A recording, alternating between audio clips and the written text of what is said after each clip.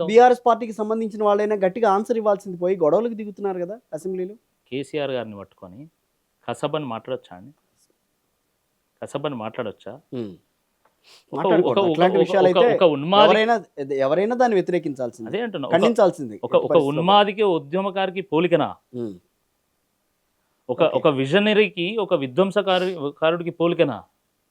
అదే వాడు ఈ రకమైన దేశ నాగేశ్వర ప్రజల రెడ్డి గారు, ప్రాణాలు నేను అనేది అనట్లా. ఈ రకమైన మాటలతో మీరు మభ్యపుచ్చుతున్నారు తప్పించి ప్రజలకి వాస్తవాలు చెప్పే విషయంలో మాత్రం వెనక్కి తగ్గుతున్నారేమో. అన్ని విషయాల మీద కూలంకుషంగా చర్చించడానికి మేము సిద్ధం. ఉమ్. మీరు సిద్ధంగా ఉన్నారా? పెట్టండి. పాలమూరు రంగారెడ్డి ప్రాజెక్టు పేరు మీద మీరు చర్చ పెట్టండి. లెక్క ప్రకారం అయితే 65 మంది ఎమ్మెల్యేలు మీకు ఉన్నారు కదా. మీరు ఒక గంట సేపు పవర్ పాయింట్ ఇవ్వండి, ఇబ్బంది ఏం లేదు. ప్రభుత్వం కాబట్టి మీ ఇష్టానుసారంగా మీరు చేస్తారు. మరి 39 మంది ఎమ్మెల్యేలు ఉన్నటువంటి బీఆర్ఎస్ పార్టీ కూడా అర్ధగంట ఇవ్వాలి కదా. మరి ఎందుకు ఇయ్యరు? అసెంబ్లీ ఏమన్నా అంటే ఇక పిసిసి కార్యవర్గ సమావేశం పెట్టుకోవడానికి ఒక వేదికనా అదేమన్నా? గతంలో మీరు మల్లు భట్టి విక్రమార్క గారు కానీ లేకపోతే ఇలాంటి సీనియర్లు మాట్లాడుతూ ఉన్నప్పుడు మీరు అవకాశం ఇచ్చారా? మరి మీరు చర్చించడానికి పెట్టి మరి మాకు సమయం అయిపోతే దాన్ని చర్చ ఎట్లా అంటారు అంటున్నా. అదే కదా ఇప్పుడు మా అబ్జెక్షన్ అంతా.